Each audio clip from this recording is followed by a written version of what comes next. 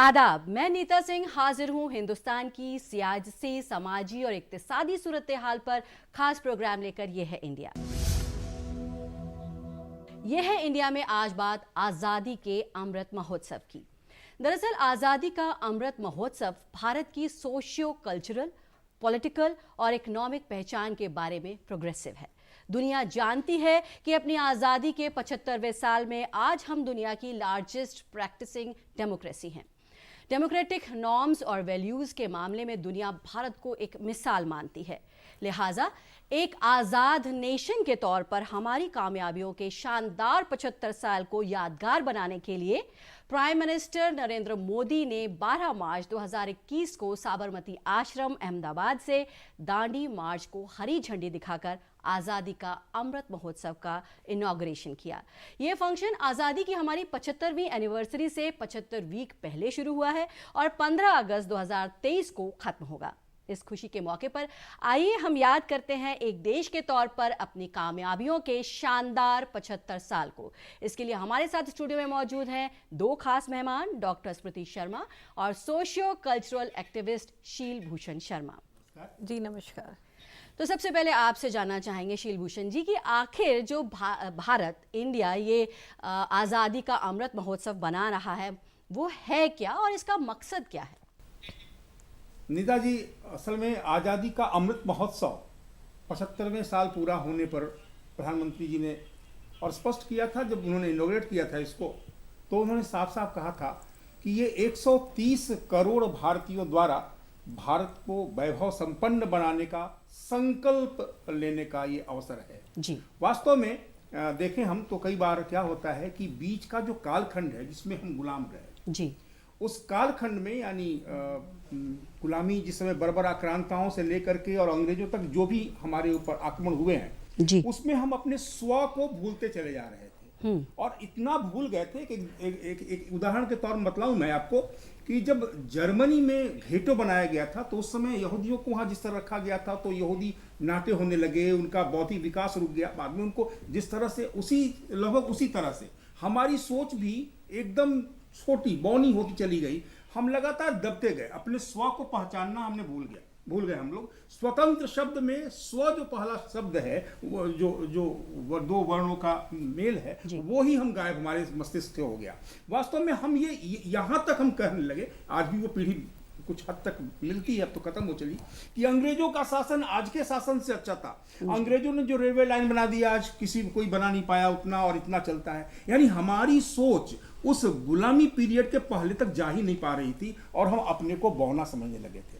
ये आजादी का अमृत महोत्सव जो शब्द दिया प्रधानमंत्री जी ने, अमृत शब्द, शृण्वन्तु विश्वस्य अमृतस्य पुत्रा, विश्व के अमृत पुत्रों सुनो हे अमृत संतान, जो कामायनी में जयशंकर ने लिखा है, जब कहती हैं उनको, तो ये अमृत संतान क्या कि हम जो सकल समृद्धि है वो खींची आवेगी तुम्हारी ओर, अगर तुम्हें ये मालूम हो जाए कि तुम अमृत संतान हो। ये अमृत महोत्सव उसी अमृत संतानों को याद दिलाने का, 140 करोड़ होती हमारी आबादी, इस आबादी को याद दिलाने का और संकल्प दिलाने का कि हम जहां थे, हम जहां से गिरकर नीचे आए हैं, हमें उठकर वहां तक पहुंचना है समर्थ, सशक्त, वैभव संपन्न भारतवर्ष के निर्माण के लिए। तो ये राष्ट्र जो अपना अमृत महोत्सव है 12 मार्च दांडी यात्रा, यानी जिसमें हम सत्याग्रह के लिए जिस यात्रा शुरू किया था महात्मा गांधी जी ने 1930 में, उससे 91 वर्ष के बाद, ठीक 91 वर्ष के बाद प्रधानमंत्री जी ने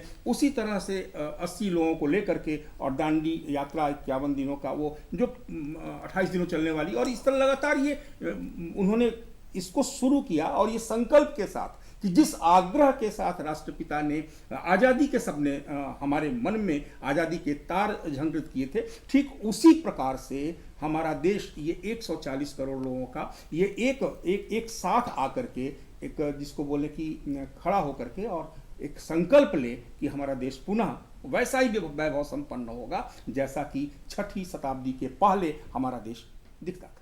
जी, तो आप जैसे कि कह रहे हैं शीलभूषण जी कि बहुत ही वैभवशाली हमारा इतिहास रहा है, उसको लोगों को याद करा के उसको लोगों को उससे रूबरू कराना और आगे आने वाले 25 साल में एक संकल्प लेना, जिससे कि हमारी जब हम शताब्दी अपना वर्ष मनाएं तब भी हम वैसे ही वैभवशाली हों।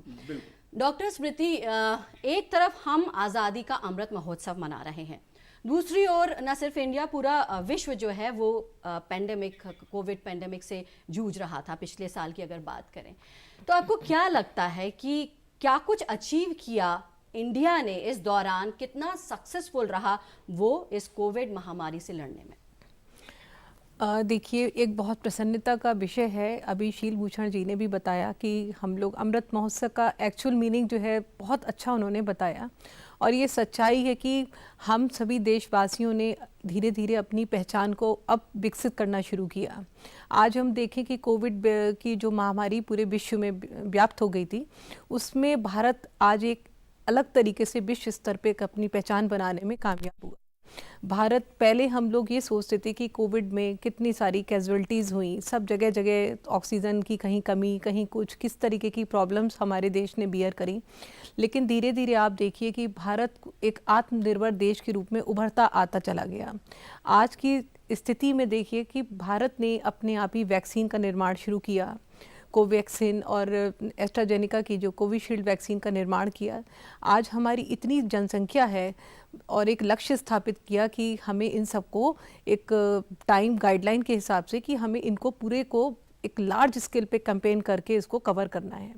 तो एक शुरुआती तौर से ही एक अच्छी तरीके से एक मॉडल बनाया गया, ड्राई रन स्टार्ट की गई, फिर उसके बाद लोगों को जागरूकता का काम शुरू किया गया। स्वास्थ्यकर्मी के साथ साथ, सभी स्वास्थ्यकर्मियों के साथ साथ बहुत सारे नेशनल लीडर्स, बहुत सारे इस तरीके के लोग जो सामाजिक कार्यों में जुड़े हुए हैं, संस्थाएं, वो सब आगे आगे आई और लोगों में एक जागरूकता फैलाई कि सब लोग जो हैं अपने को कोविड से बचने के लिए वैक्सीनेशन का एक प्रोग्राम सफल कराएं।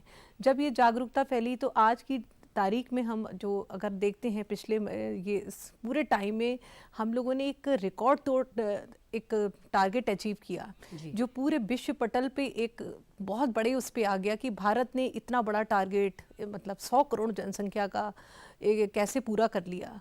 और ये इस सतत प्रयास से हुआ है, लगन लोगों की, स्वास्थ्य कर्मियों की लगन। जितने भी स्वास्थ्य कर्मी थे उसमें बहुत सारे लोग ऐसे थे कि कोविड से जूझते हुए उनके परिवार थे, सब कुछ थे, लेकिन उसके बाद भी उन्होंने जनमानस की सेवा करने में कहीं भी कोई भी किसी तरीके से भी कोई कमी नहीं दिखाई और सब ने लगन से काम किया। और आज हमने एक रिकॉर्ड बना लिया पूरे विश्व में। 100 करोड़ जनता को अगर हमने वैक्सीन पहुंचा दी डोज, तो एक बहुत बड़ा सुरक्षा कवच हमारे समाज में निर्मित हो गया। आज हम देखें तो जितने भी अब त्यौहार आ रहे हैं, एक आप देखिए मार्केट में एक लोगों के अंदर एक हर्ष उल्लास दिखाई दे रहा है। पिछले वर्ष आप देखिए इसी समय को सोच के देखिए कि सब एक social distancing word, physical distancing word है ना, मास्क लगाइए और इतना दूरी रखिए, जो प्रोटोकॉल से बहुत स्ट्रिक्ट थे। आज कम से कम लोगों के अंदर उतना प्रोटोकॉल्स तो आज भी हमें मानने हैं, लेकिन फिर भी वो भय का वातावरण काफ़ी हद तक जो है ख़त्म हो गया। आज लोगों के अंदर त्योहारों के प्रति उत्साह बढ़ गया। एक जो मानसिक तनाव था, अवसाद का एक माहौल पूरे देश में बना हुआ था, कहीं ना कहीं जाके ख़त्म हुआ, जिससे कि आज इस तरीके से भारत की जो अर्थव्यवस्था है उसमें भी काफ़ी सुधार आया। पहले जो हमारे देश में एकदम से जो हो गया था कि अब सबका जो है इकोनॉमी डाउन हो गई है, इस तरीके से काम हो गया, लॉकडाउन हो गया, ये सब चीज़ें हो गई, लेकिन हमारे देश की एक बहुत बड़ी कामयाबी है कि जो एक शब्द दिया गया आत्मनिर्भर बनाने के लिए, तो लोगों ने इस दौरान जो है जितनी चीज़ें हम लोग बाहर से एक्सपोर्ट कर रहे थे, ले रहे थे, वो सब लोगों ने अपने आप ही अपने घर में ही, अपना घर मतलब अपने देश में बनाना शुरू कर दिया। आज आप देखिए कि जितनी चीज़ें हम लोग बाहर से ले रहे थे, पीपी किट हो, चाहे ऑक्सीजन सिलेंडर हो, चाहे कुछ हो, ये सारी चीज़ें आज हमारे देश में खुद ही सब चीज़ें बनने लगी। तो आज हम लोग काफ़ी आत्मनिर्भर हो गए। जी डॉक्टर स्मृति, जैसा कि आप बता रही हैं कि आत्मनिर्भर भारत की आप बात कर रहे हैं, शीलभूषण जी, प्रधानमंत्री बार बार कह रहे हैं कि 2022 में नए आत्मनिर्भर भारत का निर्माण होगा, तो इसके बारे में बताइए। देखिए, प्रधानमंत्री जी का सपना है जी, और भारत की सरकार जो 75 वर्ष हमने जिसको बोलते हैं हम बीते इस आज़ादी के, लोकतंत्र के, होता क्या है कि जो आत्मनिर्भर भारत शब्द है भारत जैसे हम इतिहास में पढ़ाया जाता है और हमारे बच्चे सब जानते हैं, जो भी पढ़कर निकले हैं इतिहास से, जिनका थोड़ा बहुत भी परिचय हुआ है, वो जानते हैं कि यहाँ से सारा कच्चा माल चला जाया करता था। और जो औद्योगिक क्रांति पूरी की पूरी ब्रिटेन की, इंग्लैंड की, यूरोप की, जिसको हम बोले कि पूरे यूरोप की औद्योगिक क्रांति सिर्फ भारत के कच्चे माल और भारत के संसाधनों के बल पर हुई थी। भारत का संसाधन और भारत का कच्चा माल, यही दोनों जो है वो वहाँ पर कई बार हम कहें उसी के बल पर ही बहुत बड़ी क्रांति, जिसे औद्योगिक क्रांति कहते हैं, यूरोप जो सब बना हुआ है। ऐसे में यहाँ के देशों, यहाँ के जो लोग हैं, उनके मन में कि हम कुछ कर ही नहीं सकते, हम कुछ देख ही नहीं सकते, हमारे बूते कुछ नहीं है, ये जो भाव बना था, उस भाव को दूर करते हुए प्रथम जो शुरुआती पंचवर्षीय योजनाएं रहीं, उसमें कृषि को लेकर हरित क्रांति हुई, बाद में जय जवान जय किसान का के नारा दिया गया, बाद में जय किसान जय विज्ञान तक का नारा दिया गया। और अगर अब हम बात करें, जैसे कि आपने कहा कि भारत आत्मनिर्भर बना, ना सिर्फ वेंटिलेटर्स बल्कि पीईपी और बाकायदा सारे किट्स तैयार किए, भारत में तैयार किए गए। ये बताइए कि कैसा रहा ये सफ़र जब कोविड की फर्स्ट वेव आई और सेकेंड वेव आई, कितना परिवर्तन आपने, कितना चेंजेस आपने देखे? देखिए, बहुत अच्छा प्रश्न किया। देखिए, जब पहली वेव आई थी तो पहले तो ये रोग ही एकदम नया था सबके लिए, समझना, इसके लक्षणों को समझना, उसके ट्रीटमेंट प्रोटोकॉल्स को समझना, इसमें ही हमारे सब साइंटिस्ट, डॉक्टर्स जो सब इसके अनुसंधान में लगे रहे, उसमें ही एक टाइम लगा। लेकिन फिर भी आप देखिए कि उस समय से आज की डेट में, पिछले साल से आज की डेट में इतना परिवर्तन आया कि लोगों ने इसके ऊपर जल्दी जल्दी अनुसंधान किए। और हमारे देश की बहुत बड़ी कामयाबी थी कि इतनी जल्दी 10 महीने के अंदर वैक्सीन बना दी अपने देश ने। ये पूरे विश्व के लिए एक बहुत आश्चर्यजनक स्थिति रही। इसके साथ साथ ही आप देखिए कि लोगों के अंदर जो एक वैक्सीन के प्रति एक इनिबिशन था कि नहीं, इससे बहुत साइड इफ़ेक्ट्स हो सकते हैं, बीच में बहुत भ्रामक स्थितियाँ भी पैदा की गई कि वैक्सीन की वजह से ऐसा हो रहा है, कुछ ऐसे लक्षण उत्पन्न हो रहे हैं, तो लोगों के अंदर ऐसा हो गया कि वैक्सीन नहीं लगानी। लेकिन आप धीरे धीरे ऐसा जागरूकता जब फैलती गई समाज के लोगों के बीच में, तो सब ने वैक्सीनेशन कराया। आज फर्स्ट डोज के साथ साथ में लोग सेकंड डोज भी लगवाने आए। फिर अब दोनों वैक्सीन हमारी आ गई, कोवैक्सीन, कोविशील्ड, और भारत में अब नई वैक्सीन और भी धीरे धीरे लॉन्च हो रही हैं। तो ये सब होते होते जब एक सुरक्षा कवच की हम बात करें कि एक लोगों के बीच में भय का वातावरण ख़त्म होने लगा, तो धीरे धीरे लोगों ने और चीज़ों पे भी अपना ध्यान दिया। और जो उद्योग धंधे जो बिल्कुल ऐसे हो रहे थे कि धीमी गति से हो गए थे, उस पे भी सब पे रफ्तार आई। आज हमारी बहुत सारी चीज़ें देखो कि जब तक हमारे मन का अवसाद जो है ख़त्म नहीं होगा, जब तक हम कोई काम नहीं कर सकते। मानसिक अवसाद हटते ही आज आप देखो सब जगह कितना हर्ष का विषय बन गया कि आज हमने 100 करोड़ का वैक्सीनेशन का टारगेट पूरा किया। सब लोग, आज हम लोग यहाँ पे भी बैठे हैं इसलिए कि आज हम लोग एक फुल कवरेज में है। तो ये सब चीज़ें जो है एक जश्न के रूप में ही मनानी चाहिए। और ये अमृत उत्सव का एक बहुत बड़ा पार्ट है कि भारत एक विश्व पटल पे एक बहुत बड़े उसके ऊपर उभर के आया है। बिल्कुल, जैसे कि आप कह रहे हो कि कोविड से लड़ने में भारत ने एक मिसाल कायम की है, जो आपने बताया माइलस्टोन्स अचीव किए हैं, 100 करोड़ लोगों को वैक्सीनेट किया है और एक दिन में 2 करोड़ लोगों को वैक्सीनेट करने का भी माइलस्टोन भारत के नाम पर है। तो विश्व पटल पर ये आया है। शीलभूषण जी, प्रधानमंत्री लगातार ये कह रहे हैं कि ये जो महोत्सव है, आज़ादी का अमृत महोत्सव है, ये एक जन आंदोलन है, जनमानस की भागीदारी। उन्होंने कहा है कि एक्टिवली पार्टिसिपेट करें लोग इसमें। तो इसको आप कैसे देखते हैं? देखिए, अगर सक्षम राष्ट्र बनाना है, समर्थ वैभव संपन्न बनाना है, तो ऐसे में किसी एक व्यक्ति या कुछ संगठनों के माध्यम से असंभव है एक राष्ट्र को तय ताकतवर रूप में खड़ा करने में। और इसीलिए जब प्रधानमंत्री जी कहते हैं कि जन आंदोलन के रूप में, यानी एक जिसको बोले कि जनभागीदारी, हर व्यक्ति इसमें भागीदारी ले। और भागीदारी कैसा लेगा? वो अगर समग्र वैभव संपन्न बनाना हो तो एक आत्मनिर्भर भारत का संकल्प लेना। हम जो कुछ भी हमारे पास हमारे संसाधन हैं, वो संसाधन हमारे लिए पर्याप्त नहीं है। हमारे जैसे एक कहते हैं कि 50 वर्षों का गैप है अमेरिका के साथ में हमारा विज्ञान का, और उसे हम बहुत जल्दी पूरा नहीं कर पाए, तो दौड़ में हम पीछे हमारा राष्ट्र रह जाता है कई बार हर मामले में।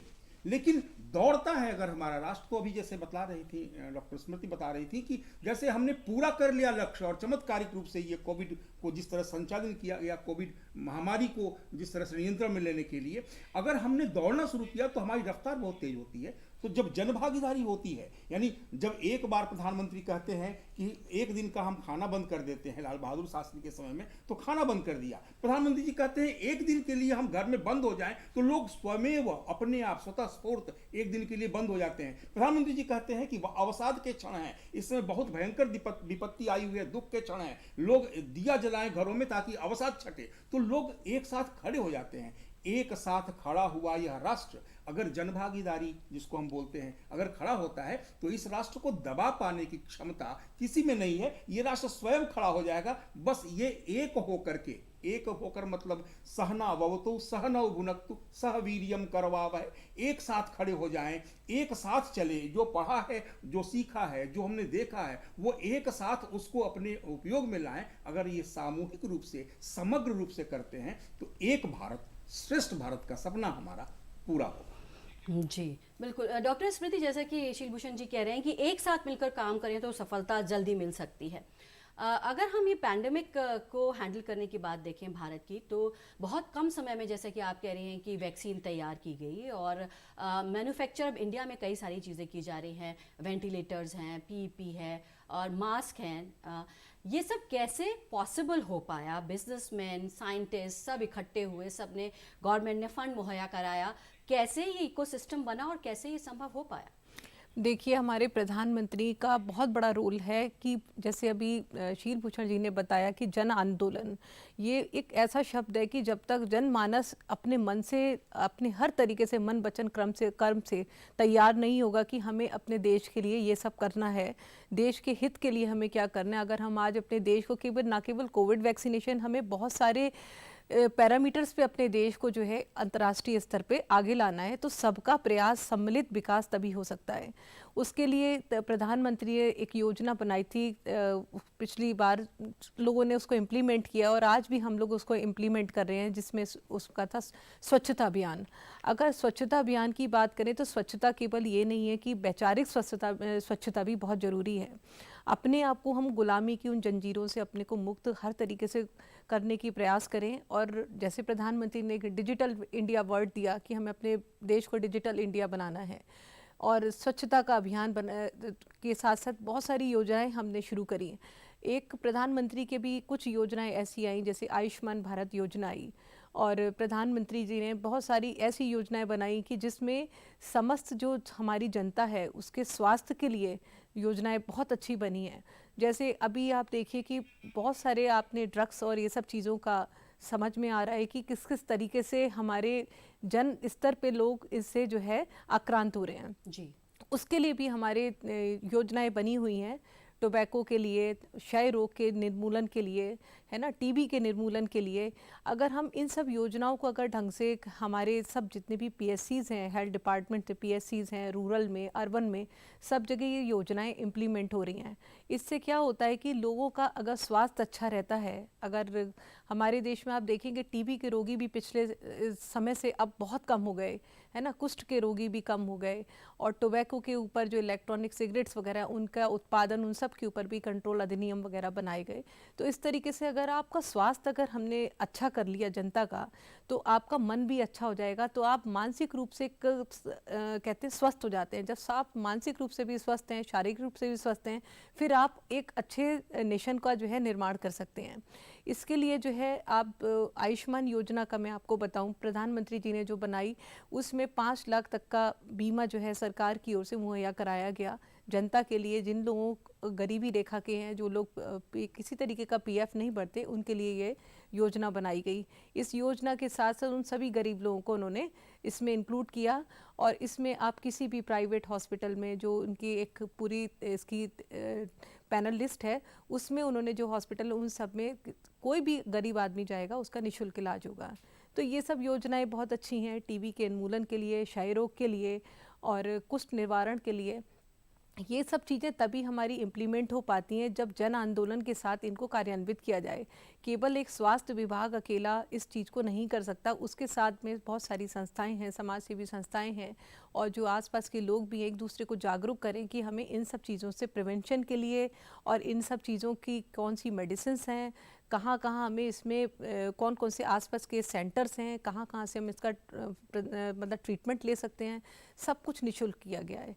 तो हम अगर इन योजनाओं को ढंग से समझें, इनको प्रयास करें सब जगह जनमानस में इसको स्प्रेड करने के लिए, तो हम एक बेटर नेशन का भी निर्माण कर सकते हैं। तो हमारे दोनों गेस्ट यही बता रहे हैं कि सोच बदलने की ज़रूरत है और आज़ादी का अमृत महोत्सव हम मना रहे हैं।